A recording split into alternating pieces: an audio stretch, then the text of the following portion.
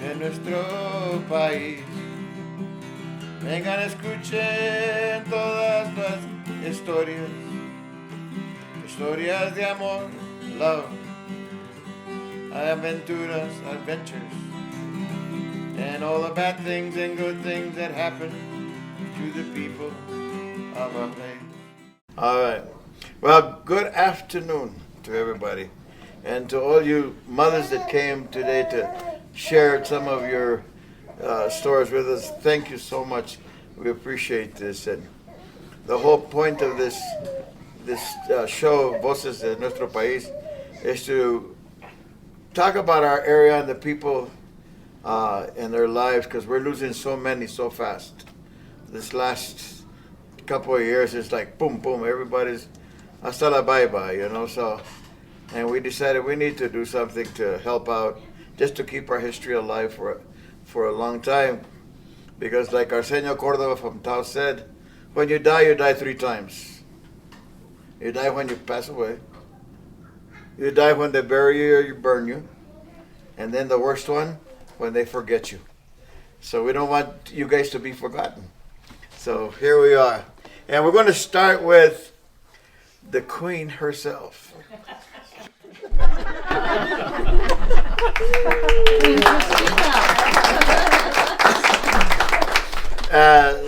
Christine saved my butt a long time ago.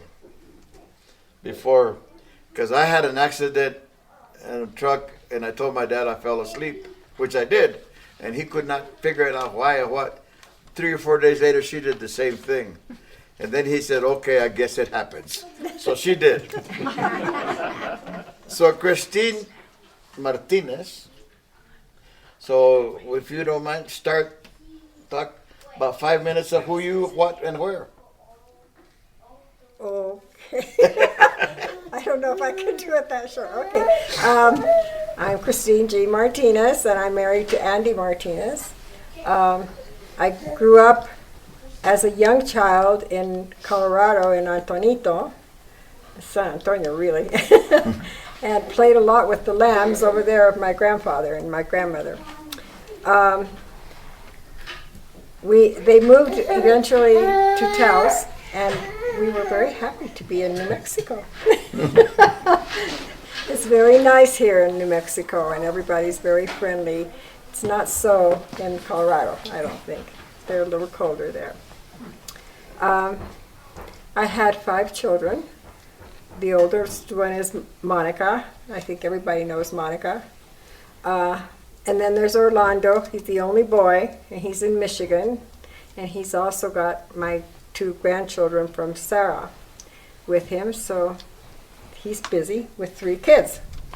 And then there's Irene. She started really pretty quickly because Monica never had children, and you know, I was waiting for babies. Anyway, now you know,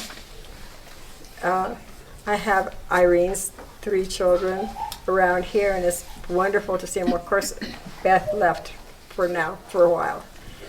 We miss her a lot. And Anna has 1 little boy that is in Wyoming. So those are my grandchildren. I don't have any that are old enough to really do the grandchildren to really give me children yet. So I'm waiting. They're always making me wait. I like seeing the children a lot. But, you know, we're Catholics and we're very busy at church all the time. And I love it here. You know, I'm so glad that we came to Cuesta. That's been quite a while ago, but I think it's a wonderful place. People are wonderful, and people are very kind here. And I think that is wonderful for everybody. Yeah. Okay. Okay. Okay, well, one thing that her and her husband owned the laundromat for many years. That was up down here below on the way to Taos, so you forgot to tell them that. Yeah. Yeah, well, I think my life was mostly as a nurse. Well, that's right. Yeah, see, there I we was go. a registered nurse. I was in Taos for a long time. I actually worked in in Colorado to start with. But, you know, the thing is that was what my life was going to be about. Andy and I were dating when we were in high school, and he wanted to get married. I said, no way. I have to go be a nurse, and you're going to have to wait. That comes first. So that's basically, you know, what I was about. Well, at least he waited. He waited. Yeah. He did. Yeah. So that's pretty cool. That's pretty cool.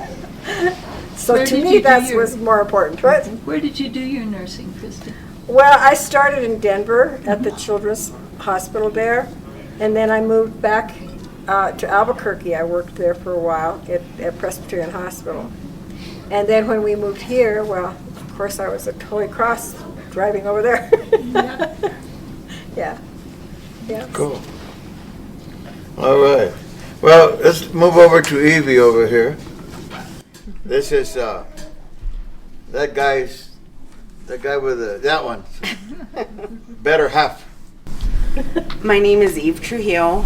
I'm from Rancho House, married to Vito Trujillo Jr. We have 2 children. Vito the third, he's 23, going to be 24 this year, and our daughter Kyra, who's 20. And we are blessed with our first grandson, Leandro, from our daughter Kyra. I have been working with children for many years. I started working with kids when I was 20. Till this day, I still work with kids, and I work with preschoolers.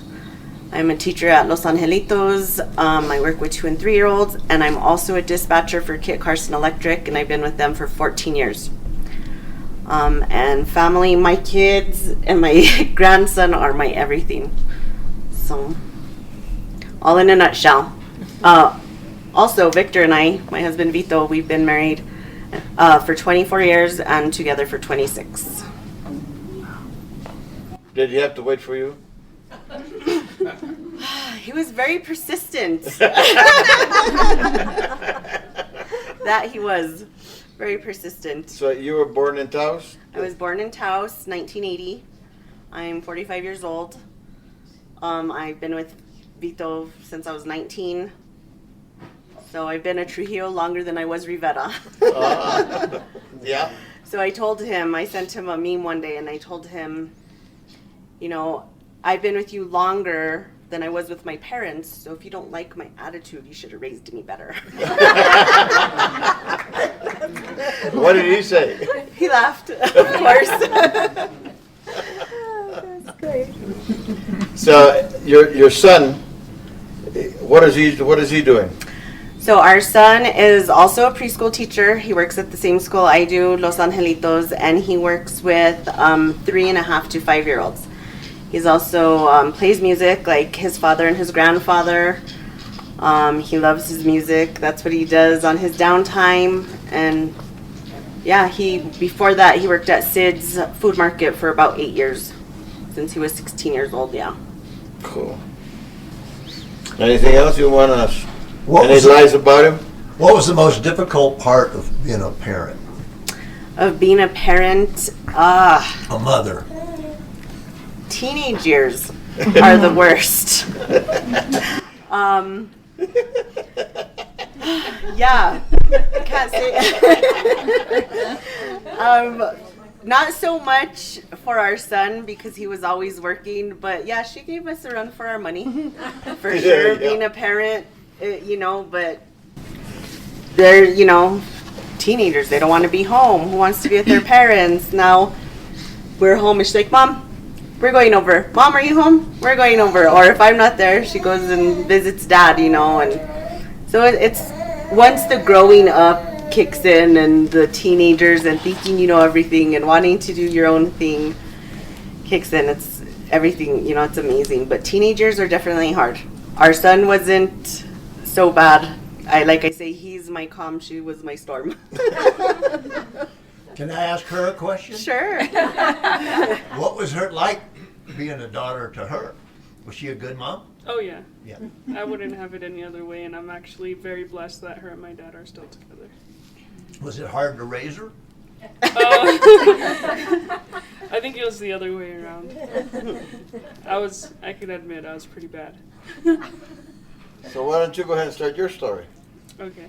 My name is Kyra Trujillo. I'm the daughter of Evie Trujillo and Victor Trujillo. I'm from Rochester, Taos, born and raised. I have a son who just turned 6 months on Thursday. My boyfriend's name is Roberto Molina. Currently, I'm not doing anything but staying home and being a mom. But I recently just enrolled into college to do early childhood development, just like my mom and brother. So I'm really hoping to do that. I love Taos, always have. But I do want to move someday. We'll see. I don't know what else to say. Talk about being a mother a little bit. What's it been like, going from not being a mom? You're probably in this room. We have another pretty new, but a couple times around. Almost 6 months. Yeah. But this is your first, right? Yeah. Yeah. So going from not having a kid to having a kid, that's a really big transition. Yeah, it is. I think my teenage years were the hardest years of my life, and I think honestly becoming a mom saved me before anything. I don't know, I just feel like it's fun. Watching all the milestones and everything, like now he's starting to eat solid food and grab things and laugh, and just watching his face expressions, because he's such a people person like me, but I think he gets it from my dad. It's just, I could honestly say now I know what a parent's love is. It's unconditional, and now I understand why my parents always wanted me to do good with my life and grow up. Have you apologized to your mom? I definitely have. Yes. Yeah, now I could say that I understand it, and when I told her, when I first held my son, I told her I never knew this is what it's like, and that's when I told her I was sorry for everything I ever did, because a parent will have your back no matter what. Sorry, I'm getting emotional. Okay. Getting emotional. It's the postpartum thing that gets you. Yeah. Got it. I don't know, it's just beautiful, and being able to connect with other moms is also beautiful. So Sweet. Sweet. Well, let's move on. Constance. Yeah. What's the question? What was it like raising this one? Oh, yeah. I'm on board with these women that it really... Start right out here.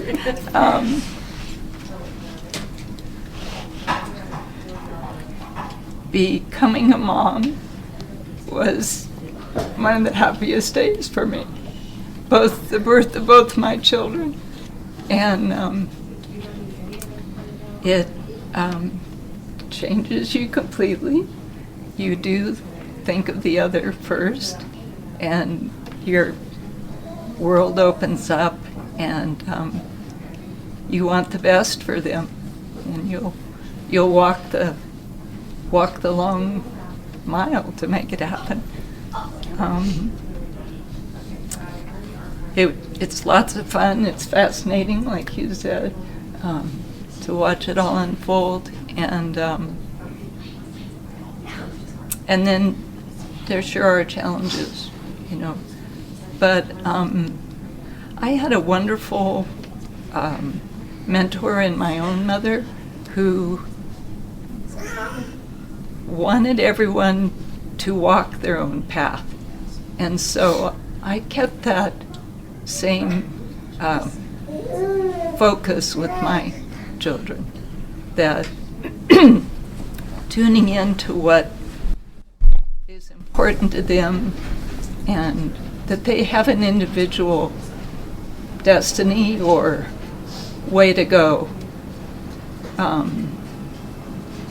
And that was my job, to protect them, but to protect that part of helping them realize that. So that took a lot of different forms in our life. We had an alternative life in a lot of ways.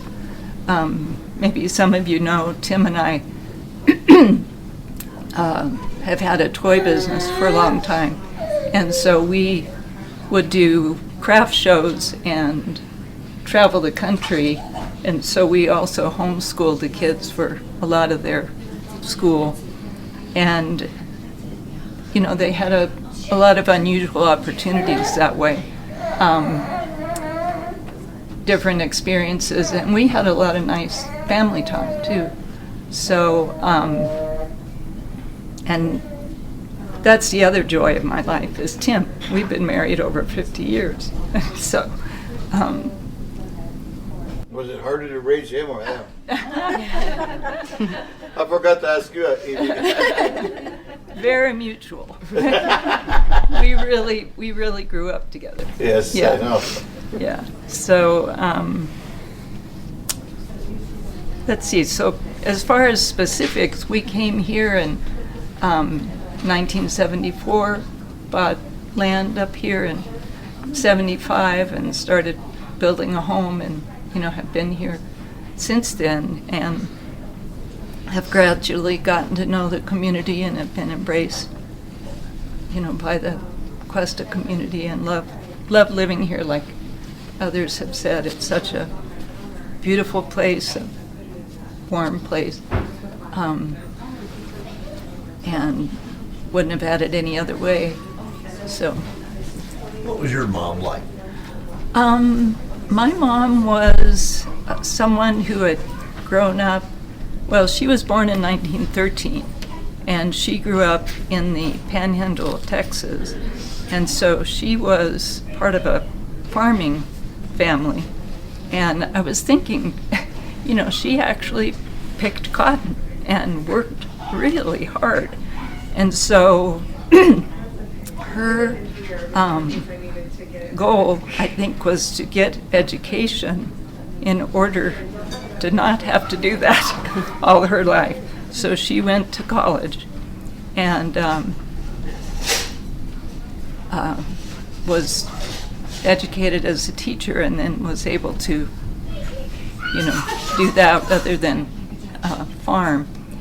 And there's a whole long story with all that, but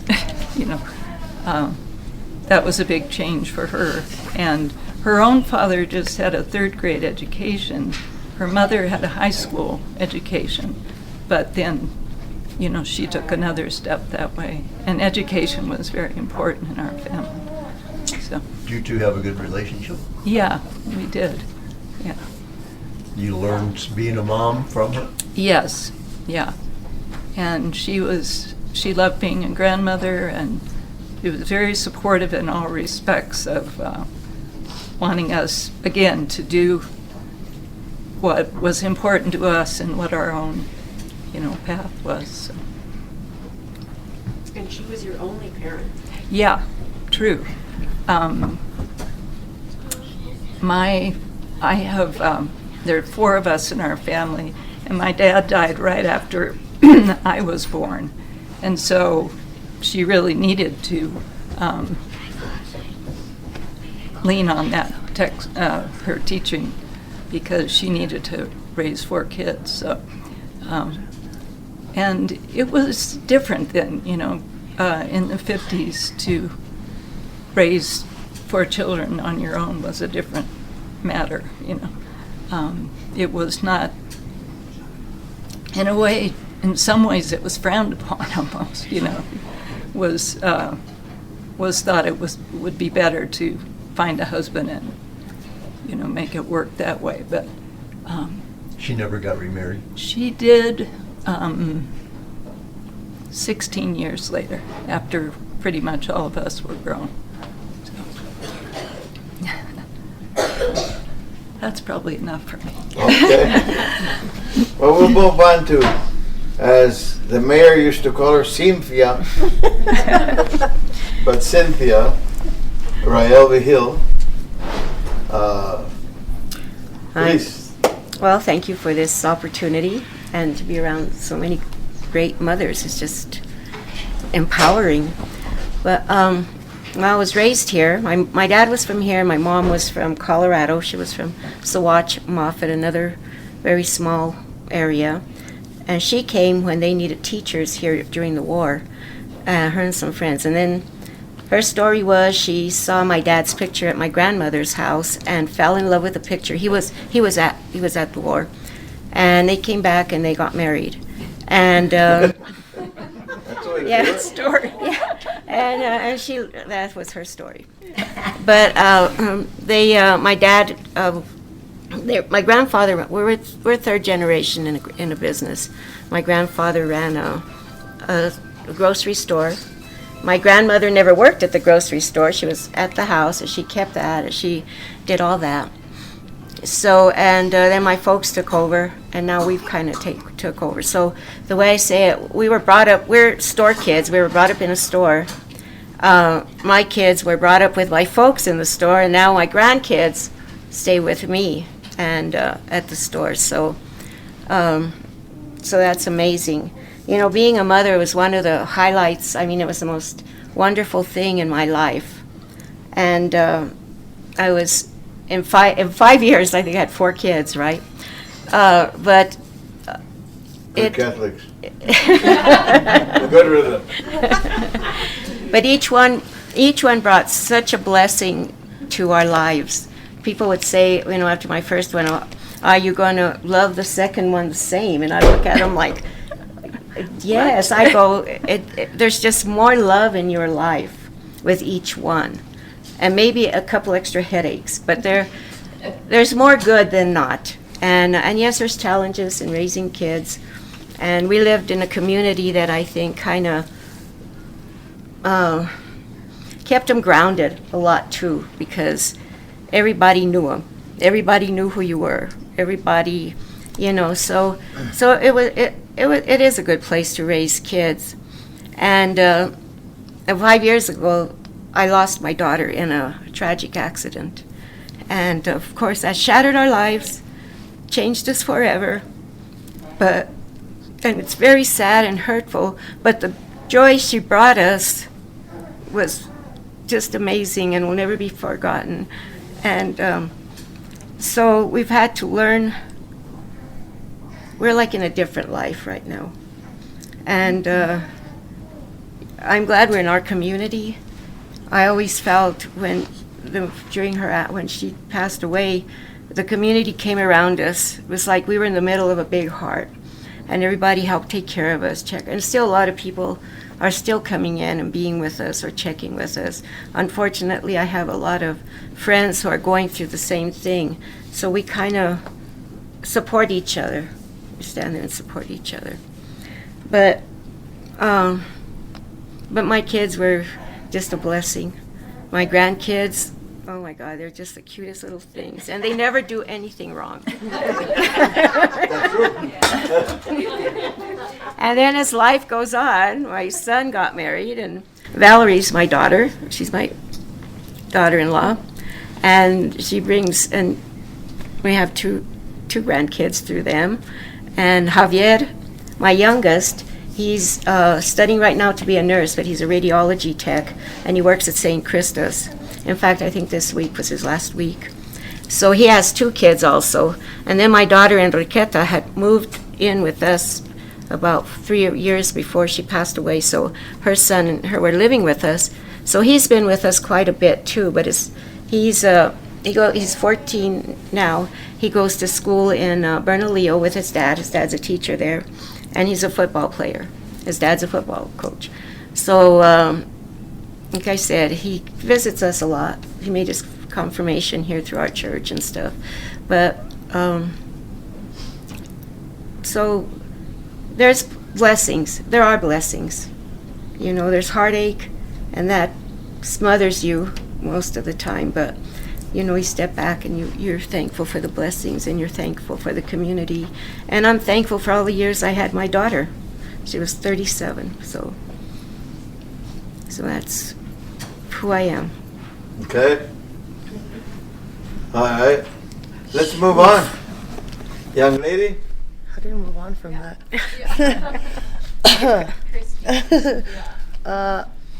I'm Kristie. I didn't grow up here. I grew up in Denver. So city life was a lot different than it is out here. It was a really big culture shock.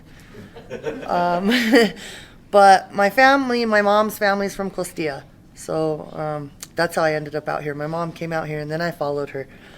So like I said, I've been out here 8 years. Motherhood for me didn't start out like traditionally. My oldest son, I adopted him when I was 19. He was 2. He's autistic, so that was a big journey all in its own. School was rough, stuff like that. So that was a huge journey. He grew up with me pretty much. We grew up together. I was young when I got him, so then I have my oldest, my stepson. He was 20. He also passed away in an accident. It happened over here on Cabresto, so that does change your life forever. It doesn't matter if it's your stepson, your real son. It doesn't matter. Losing a child is one of the worst pains I've ever felt in my life. And then I have my 6-year-old. Everybody knows him. He lights up your world. Like, he's so sweet and he's just so smiley and so like energetic and full of love all the time. So he definitely reminds me why being a mother is so amazing. And then I also have a 6-month-old, almost 6 months. So I know what it's like. And all these emotions come up because, the postpartum thing is real. You go through depression kind of a little bit. So you got to deal with that as a mom too. And you got to push through it and be strong. And it's all worth it in the end. I mean, it's amazing to have kids. Being a mother is the best thing. I was an addict for years. I drank alcohol. And my 2 older kids pushed me to go to rehab. So I went to rehab and I've been sober 1 year and 8 months now. So I could raise my youngest son not in that situation. He's not a part of that situation. I broke that cycle. And that's what being a mother is too, breaking that cycle and really being there for your kids and showing them that there's a better life and they can do better.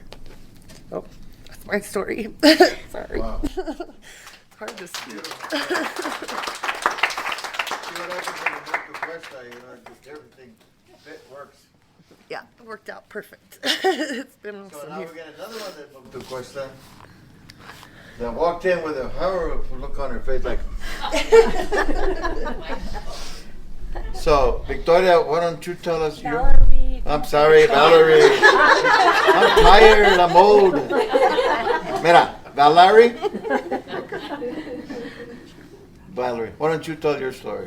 Okay, my name is Valerie Vigil. I am married to Armando Vigil. Cynthia is my mother-in-law. We have 2 kids. I have a 13-year-old, and now I'm scared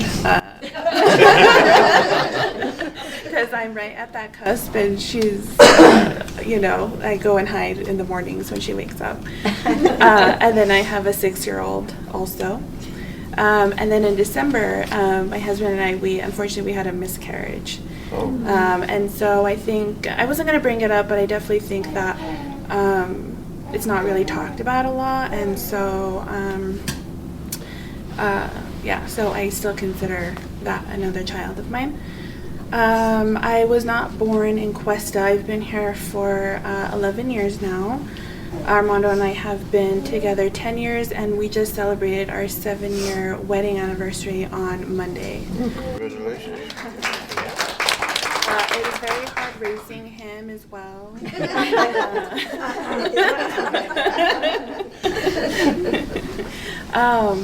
No, but we're very blessed. I currently work at the Village of Cuesta, and it's just really something I feel like isn't talked about a lot too is like being a working mom. That is hard. I've been blessed to be in the position that I am right now, to be able to work in the same town as my kids. And Cynthia's right. They go to the coffee shop all the time, and so they get to, they know pretty much everyone here in this room because they get to speak to everybody and they get to hang out and be part of the community. My daughter, she plays in all the sports, and so we're constantly going. I'm either at the gym or at work or in my car. And so Emmanuel's now at the age where he can also play sports. And so, yeah, it's really, it's such a turnaround in life when you can be there for your kids and just, you know, it's really, it's odd for me to see, like, when I played, like when I was a cheerleader and now I see my daughter as a cheerleader, it's very, like, such a mind thing to me. Like, it's really cool to see them, and, you know, you do everything for them, you know, you bend over backwards for them, and you do literally everything that they ask. And Cynthia's right, they do no wrong in her eyes. She helps them, she helps them. And yeah, but it's a blessing to just see them grow. And you know, we're really we do a lot of different things for the community. My husband and I, we coach basketball for first grade, and we coach soccer for first grade. And so we get to experience those things with, you know, with our kids, and we like to be present in their lives. And family is a big, you know, it's a big part of our lives. I lost my parents both by the time I was 20 years old. And so unfortunately they don't have the grandparents on my side, but Cynthia and Manders have been, I mean, irreplaceable in life. I actually call Cynthia my mom, and so I'm sure people find that weird when Armando and I are together, but I call them mom and dad, and that's just who they are to me. And you know, they've been such a support to Armando and I to be able to raise good kids. And you know, and we do have really good kids. You know, they work at the farm, they're at the farmer's market, they play sports. And I think that's, to me, to Armando and I, that's like our biggest thing, is like we just want to help raise kids who give back to the world.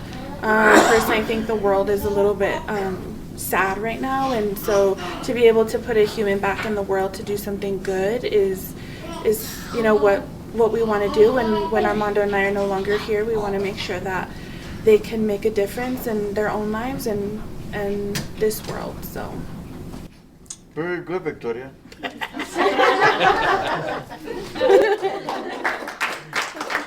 right, let's take a break and let's shift people. To get the other mothers up here. Okay. Anyway, so we're going to start this whole thing again, and I think what we'll do is we're going to start with the Queen again. And I have to say this, that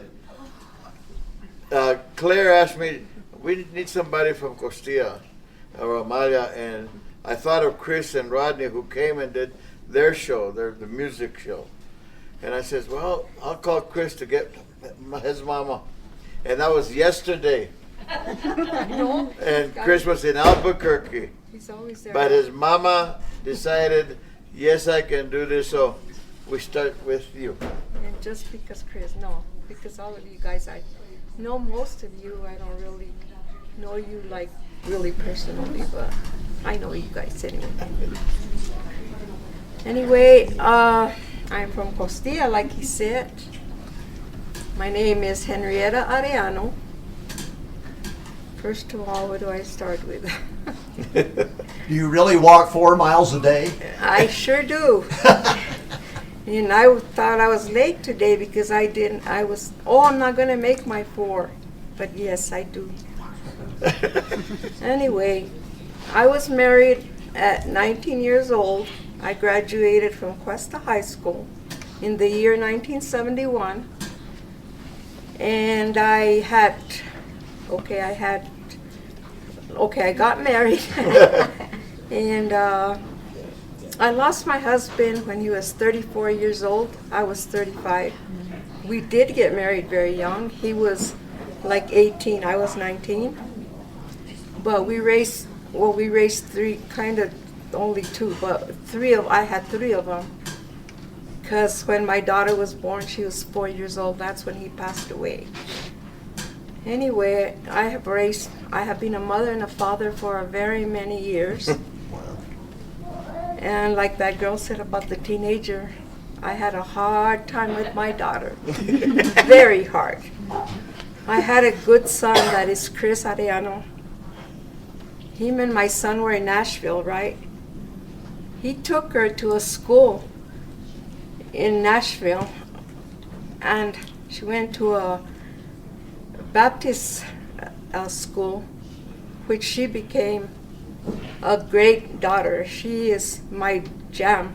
Chris tells me, "That's your favorite, Mom." Well, she's not my favorite. Rodney and Chris, I love them all the same. It was hard because my daughter, like I said, she was 4 years old. It was hard. Chris was 12, going on 13. He was hard, really hard at that time, because he was in the stage of, am I grown up or am I a baby, or what am I? But they were very much in music with their father. Even I was with her father. I used to sing in my husband's band, and I have sang with my kids too. And anyway, they became more and more into the music. They went to Nashville. And then I just raised them the best I could. My mother was a very good mother. My father was a hard worker way back years. My father's name was Joe Manzanares. He used to carry coal from Walsenburg. He used to bring watermelons and sell them all over. He used to sell it. He was never home with us, really, because he was always working. He was such a hard worker that my daddy had a short life of 57 years old because he worked so hard. Then my mother, she was a good mother. She had, I don't know what year my mom got the post office in Costilla, and she used to do the post office at her house. I remember I was being a young girl, going to school. My mother worked the post office there in Costilla at her home. So then I got out of school. I had my kids, and she told me one day they want somebody to go to Amalia, New Mexico, to run the post office there. I don't know what happened there. Anyway, that was one of my blessings because I didn't have a husband no more to help me with his kids. Chris was like in kindergarten or Head Start, and I took him with me to Amalia because they had a Head Start program there, and he was raised there at that school or whatever, and they were raised with my mother mostly. And then I took the post office. My mom retired. I don't remember years. My mom retired, and I became the postmaster in Costilla. I served there 31 years. Then I gave myself to my daughter. My mom, she had 2 kids. She was in Denver. I can't, it's too expensive to take 2 kids to a daycare. So Henrietta, as a mother that I love my children with all my heart, I went there to help her with her kids. Chris has 1 daughter, Rochelle, that's my daughter. She has 2, a son and a daughter. And then Chris raised another daughter with his first wife. And so all in all, I have 4 granddaughters and 1 grandson, which is a very good man. He's my favorite. My only one. My only grandson. But yes, I took care of of Rochelle's daughter when she was just born, and she's also, well, they're all my pride and joy. But having one grandson is like some different, you know. Anyway, I did all that, and then my kids, they're just good human beings. They love music. They play everywhere. They had a dance last night here at Costilla. People from Taos follow them everywhere they go. And they are so good to me. They're always telling me that I raised a good family and good kids, and I'm proud of myself for that, because I thought I didn't. I felt like I didn't do good. When I first lost my husband, I was in a stage where I can't even explain to you, because I was home. They come to me and they tell me, your husband got killed in a automobile accident. And there I was, oh gosh, whatever. So I went through a lot. Not that I want nobody to feel sorry for me. It's been a lot of years. But all I want to say is that I'm very proud of my children. And I'm proud that I'm a good mother, even though sometimes I felt like I wasn't. That's it. I think we should move on that way, simply because we have the chief of the library here. So. I just want to say before we move on, you're right, those Ariano brothers are amazing. Yes, We follow them we as all much as agree. we can. Yes. Yeah, they're in Guadalupe today. He said, we gotta go to Mora, and then he says, no, we're going to Guadalupe. I'm like, oh, my friend is buried there, my friend Terry Pacheco. I said, she's buried in Guadalupe. Thank you very much. I'm sorry. Okay, well, I'm Sharon Nicholson, and indeed, I'm the library director. I have been in Cuesta 21 years now. Doesn't seem like more than 2 at all. So it's a great place to be, and it's wonderful to hear everybody's stories. Mine, I guess, is a little different. I was born in Wichita, Kansas, and I have 3 children. I have 2 boys and a girl, my daughter Linda. Some of you know her as Sharon's daughter. She does complain about that a lot. She says, really, I am Linda, you know. I have 2 grandchildren and 5 great-grandchildren and countless great-grandnieces and nephews. I don't know how that happens, but man, they're multiplying by rabbits. It's got to be being in Kansas. I don't know. They're still there. Nothing else to do. Oh, they find plenty to do. They find plenty to do. We traveled a lot. No, not traveled a lot. We moved a lot when my kids were small. So we kind of became this little cohesive unit. My kids were their own best friends, which is sometimes good and sometimes not so good. I'm glad they had the opportunity to see different parts of the United States.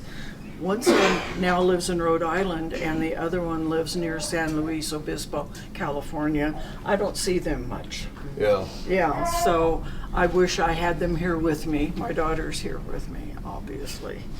I don't know what the best and worst parts of being a mother are. I think the worst part is having that feeling that you're not doing an adequate job, you know.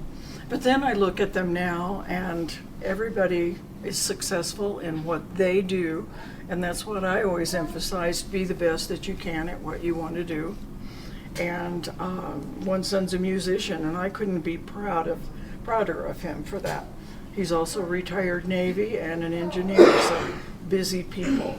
The other son restores cars, and I mean restores them from nuts, bolts, paint, the works. He just finished a VW camper. I'd sure like to get my hands on that VW camper. That is so cool. The hardest part of being a mother is just the feeling of wanting to do it right, you know, feeling that you've done all you can in the situation. You never had rebellious teenagers? Well, being a rebellious person myself, it wasn't that hard. They'll get over it, is what I kept telling myself. They'll get over it. This too shall pass. They're going to grow up someday in spite of me. I raised them to be very independent, which is a good thing and a bad thing, because one's on the East Coast and one's on the West Coast, and I don't get to talk with them and see them as much as I'd like. Mm-hmm. But we had some fun times. We had some really great times. I've been a den mother. I've done all those things that parents got to do. And it's great. I'm glad I have 3 children, and I'm, no regrets. Very good, very nice. So, since she did not want to come here, my son and I had to threaten her that she couldn't sing on Sunday if she didn't come. She was in church, you see. That's not true.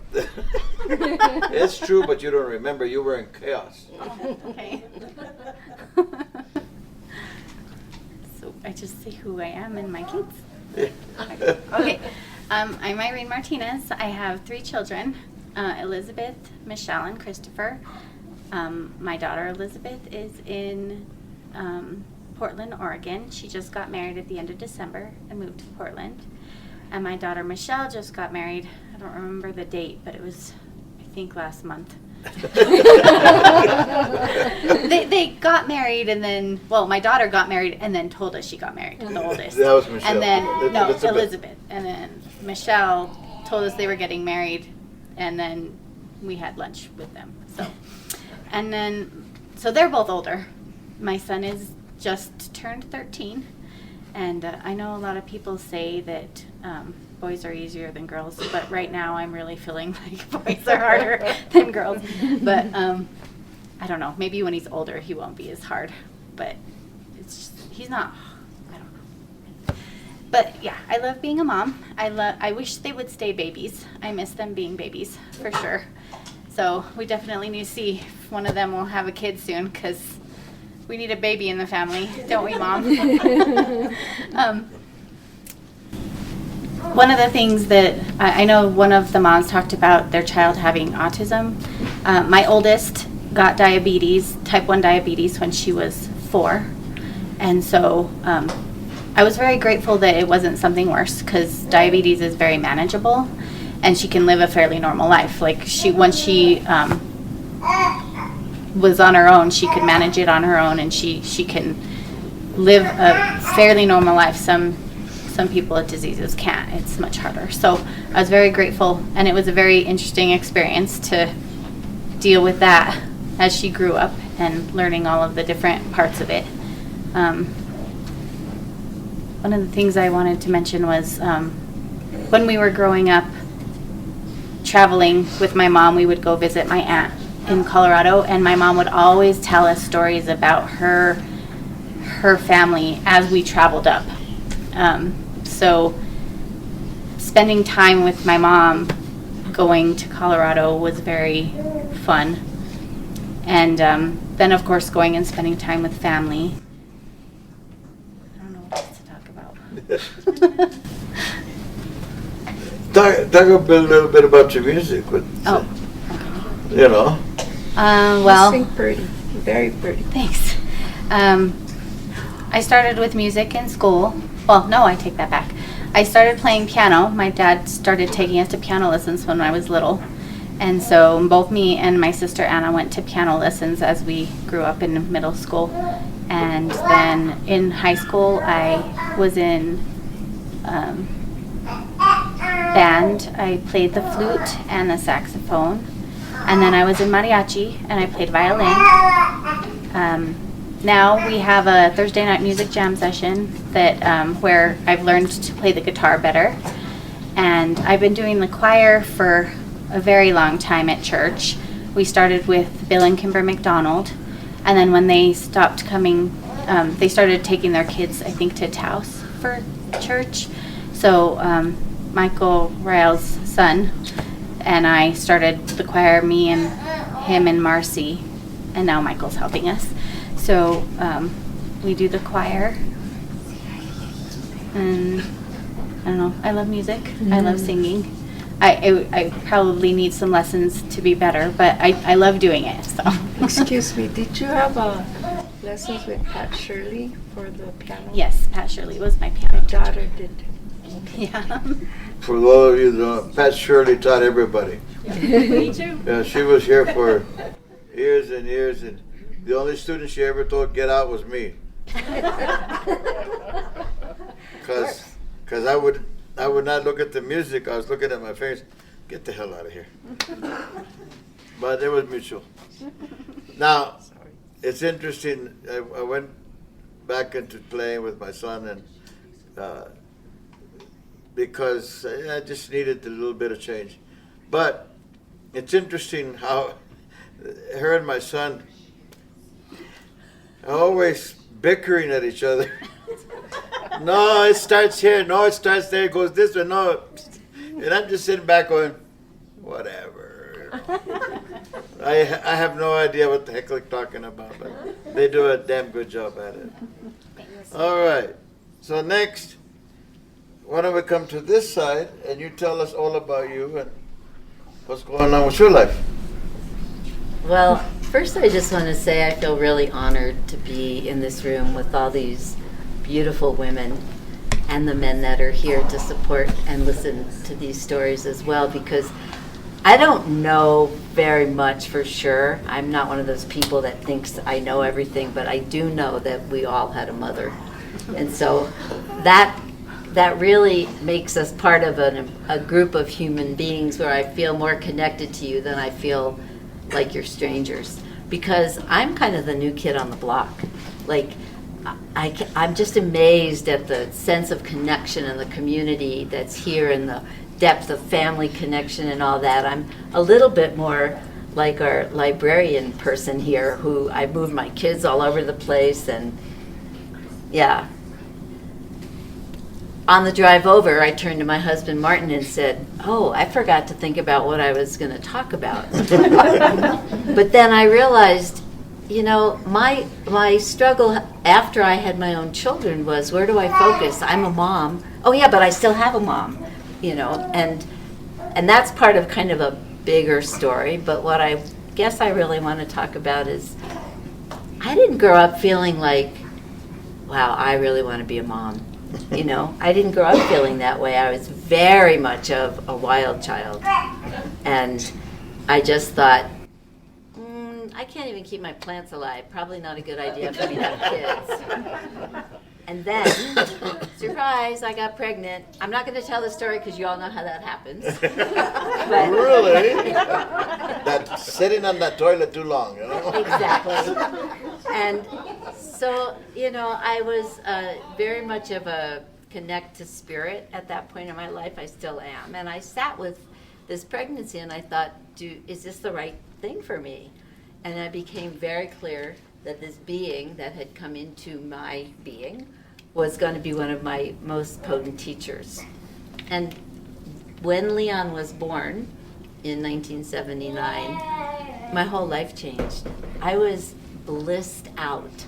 And I don't think I've quite ever recovered from that. I still feel so much love for that person who waited until he was 44 with his wife to have his first. I have 2 other children as well, but the connection now with my son, who certainly went through all those teenage things and then sort of drifted away into college land and all that and living overseas, we're so close now. And that 3.5-year-old granddaughter, you're right, she is the smartest, cutest, most amazing being that's ever been born. So I completely relate to the grandma thing, which has been amazing. My youngest daughter went the other way. She was 17 when she got pregnant and dropped out of high school and was like, what? A child of mine going that way? How could this be? So then I did blame myself. What did I do wrong? Where was I? What happened here? And her life has been really hard because of that decision. She has 3 children. She also has a granddaughter now. We seem to be on the heavy side of females in terms of, and I don't know. I would think the girls are harder raising them for so many reasons, but we can talk later. Yeah, Michaela was just 2 months shy of 18, and she became pregnant again. We don't need to go into that story because we know how that happens, but it wasn't a happy moment for me. 57 Chevy, the backseat. Yeah. Well, her first, yeah. I don't know. Only to say that she struggles with horrific health issues, and so that's where I feel like when I look back at how hard her life has been and how hard it still is, I think, you know, what did I do? What could I have done better? You know, so there's that. And my middle daughter is very much on her own path. Someone early on, I think it was your mom that said that you were there to kind of guide them, but let go and see where they would go. And that was also similar for me. I felt like my children came to me as teachers for me as much as we were going to raise each other. We're in so many ways, and she's an amazing being, singer, songwriter, active social activist, and also struggles with health issues. So I didn't do anything wrong with her, though. It was my relationship with my mom was super complicated. And it wasn't until she died in October of 2019 that the portal of her death was the portal to really loving her in a very deep way. And yeah, I think I've said enough, but being a mom and being a daughter is a complicated thing, and as is life. So, you know, the joys and the heartache. What is your name? My name is Kat Gilliam. Thank you. Hi. My husband and I live in Lama, and we have been building an off-grid house for the last 3 years. I also love the Cuesta community. I got into it through Claire. We connected over at Yoga Sala Yoga, and I also help people share their stories and collect stories. And when we connected, we were like, oh, we should work together. So we've done some really fun projects together. And yeah, so that's why some of you look really familiar to me, is because I've been at these kinds of situations with Claire. Thanks for inviting me. You're welcome. Thank you. So let's move over to the other side of the railroad track there. Thank you. My name is Janie Corinne. I walked in, I saw something months ago about this meeting. I didn't know what it was about, and decided to come. So Claire said, would you like to tell your motherhood story? I was like, oh.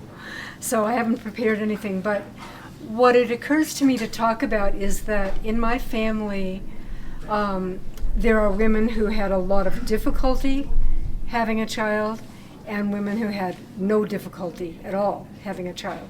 And so I'm kind of at the cross section of that. I'm an adoptee, so my birth mother had no problem getting pregnant and wasn't able, I mean, I now know the story, but I didn't know it growing up. She wasn't able to keep me and had to choose adoption. Their choices were too limited for her. My mother had a lot of trouble getting pregnant and couldn't, and adopted one child before me, my sister, and then my parents adopted me. So as I was growing up, it was very, very important to my mother that I become a mother. And I was like, whoa, like I've got things to do in the world, and I was like, she gave me all my niece's baby clothes when I was like 20-something and said, here, you take these, I can't keep them anymore. So I had to take the baby clothes, but I wasn't anywhere close to having a baby. So, but I did get married right out of college. And so when I was almost 30, I thought, maybe I shouldn't wait too much longer, and then threw away the birth control, and a couple of weeks later I was pregnant.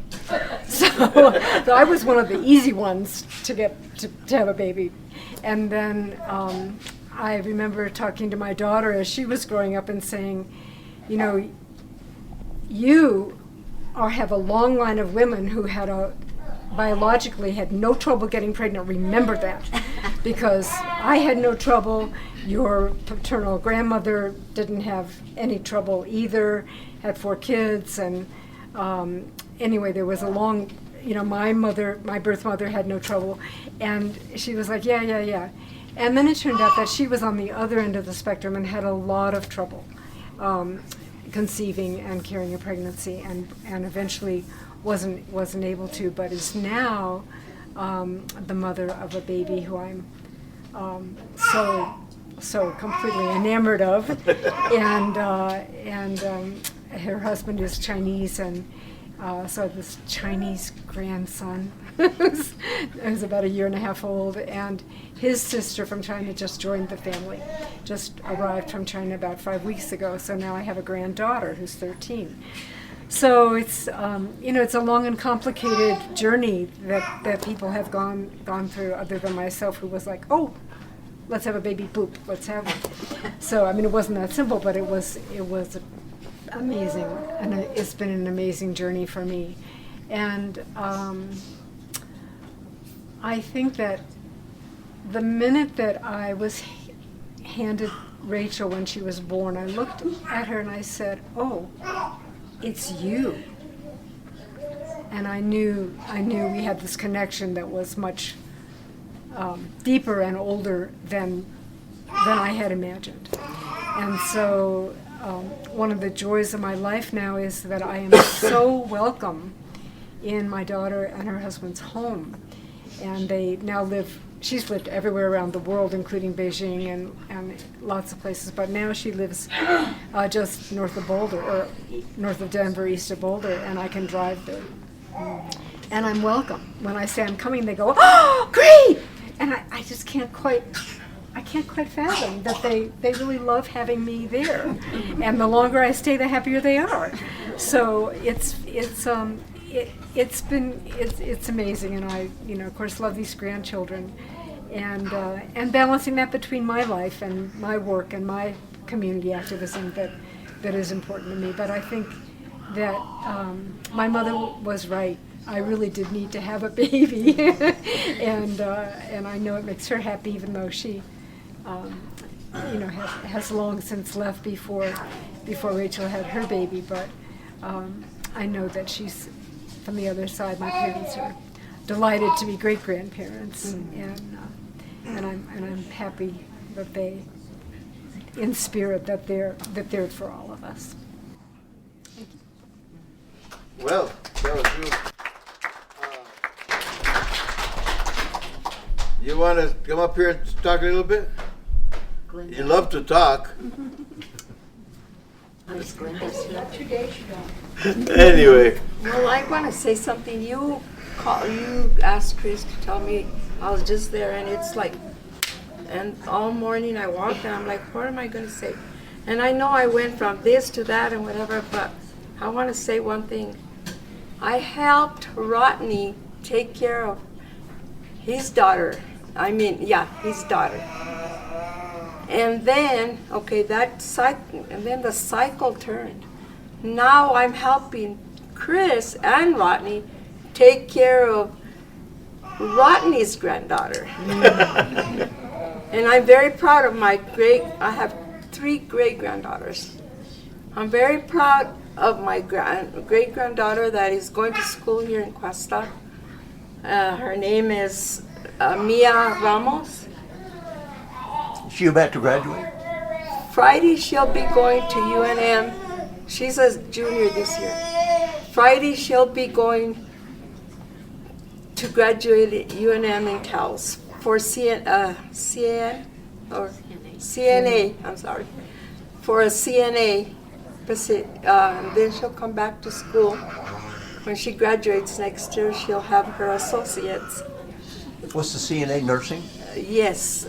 And she's being really hard at all kinds of sports. She has gone to every sport there is. And like Valerie said, me and Chris, and mostly me, I have been there in every game, close or here or far. I have gone with her, and she is my pride and joy, like all my grandkids. But her now, my great granddaughter, is special, and I want to say that I'm very proud of her because she has had a bad childhood too, just like her mother did. So the cycle went on. But Henrietta was there too. Here I am putting myself. Was there to pick up the pieces. Right on. That's important. All right, well. I can Yeah, I can reflect a little bit. I was going to ask. Share. I think that it's very emotional to talk about motherhood, because it's the hardest and the most important and the best thing I've ever done.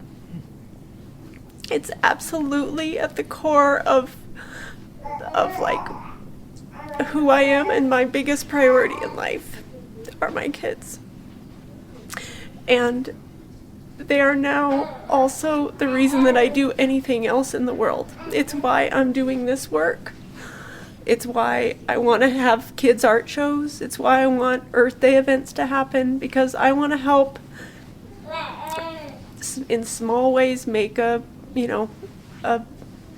strong community for them, in the ways that work with the strengths that I have.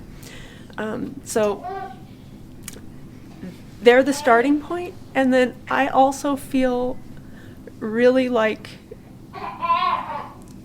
they're my priority in my life. But I also feel like every single kid everywhere in the world is also my priority also, because I feel like as a mother, I have an understanding of how for each one of those kids, they have the deepest love for that child. So kids' well-being in this community and all over the world is really important to me. I think that's what changed for me when I became a mom, is I realized how important protecting our kids and making a good world for our kids is. So that's the biggest thing. On like a more personal level, I really love seeing the difference between my two kids. Like the minute either one of them was born, they were so different in such like fascinating ways. One just like barely had her toe on earth and could like barely even find her way, and the other just like clawed her way up to nurse and like was like, I got this, Mom, and so like every kid is so unique, and we have that honor as parents, and especially moms, to like witness their uniqueness and individuality. And the other thing I wanted to share, which there's been vulnerable things that people have shared, but I was really surprised at when I was giving birth, how crazy I got. Like I have a really strong agreement with my husband that we never, ever call each other bad names, but he wasn't moving fast enough to help me out, and I said, get your bleep in here and let me hold on to you. So like, I think that's like, we come into our power as women in one way when we're mothers and when we're giving birth, and there was no way I could stop that. That was just like the energy was coming through me, and he wasn't moving fast enough, so I had to tell him. Poor Chris. Yeah, poor Chris, But so I think that's something that unifies all of us in different ways, that we've gone through all kinds of, however our kids came to us, through adoption, through birth, that all of these different experiences are really powerful. And like motherhood is at the core of perpetuating life and our species, and I feel like strangely it's not acknowledged enough. And so like in this tiny little way, having an event like this feels important and powerful, because you know, if you're not there for your granddaughter in this new way, if all of us weren't there, you know, just keeping it going, so we have strong roles to play in the world. And so I'm grateful to each of you and to all of our family members and you know, partners and families that are supporting us in doing that, because it's not an easy job.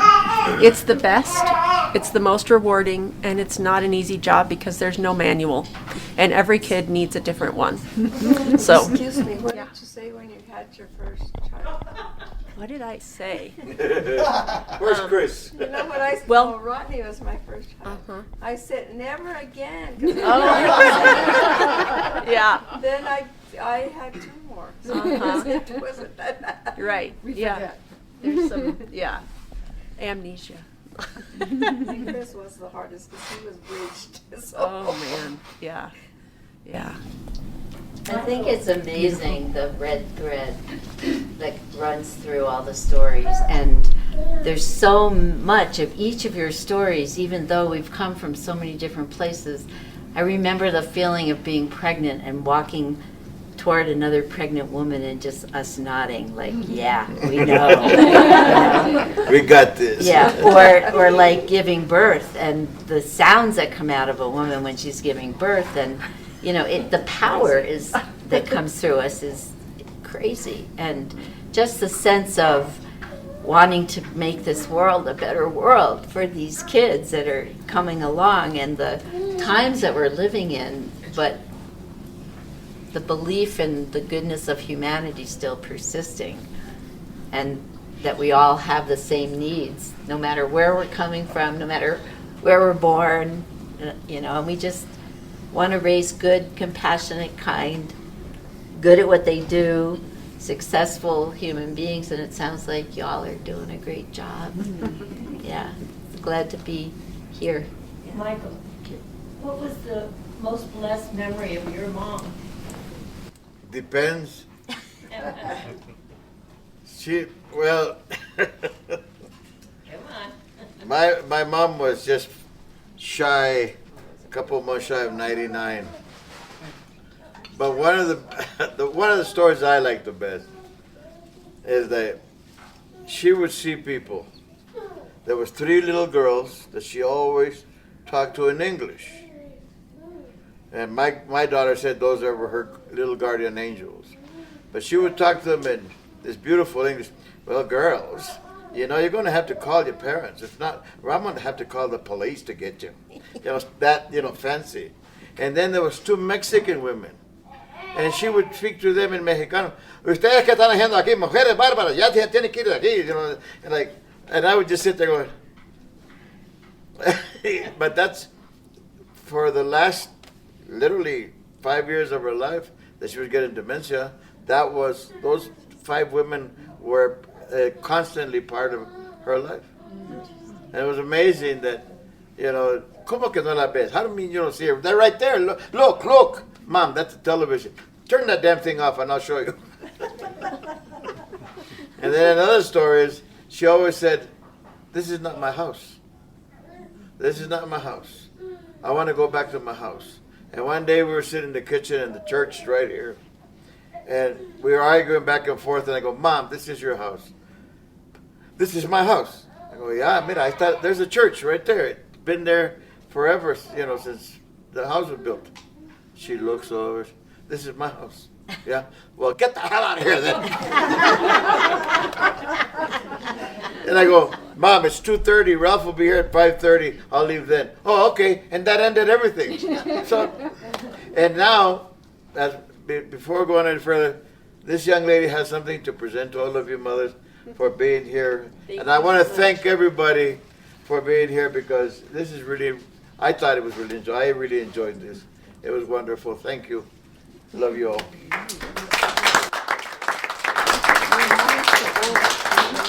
go when she was younger to Costilla. We used to, my Oh, yeah. husband would play the guitar and she would sing. Oh, and yeah, she'd love we would to all sing. sing. She'd love to sing. I remember her and Pauline Ortega. Yeah. We used to always go, my husband used to play the guitar. Yeah. We used to sing up there. What a life. Yeah.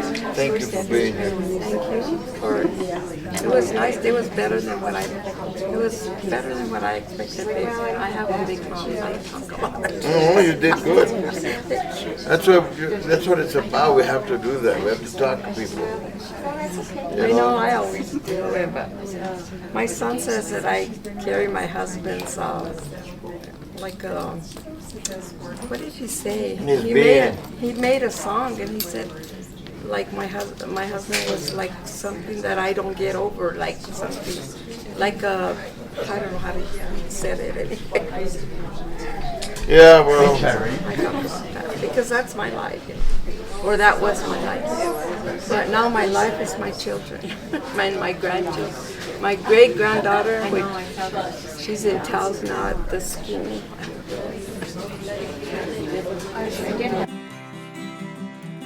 You have listened to the stories. Vayan y digan a todos que vengan a escuchar las historias de nuestro país.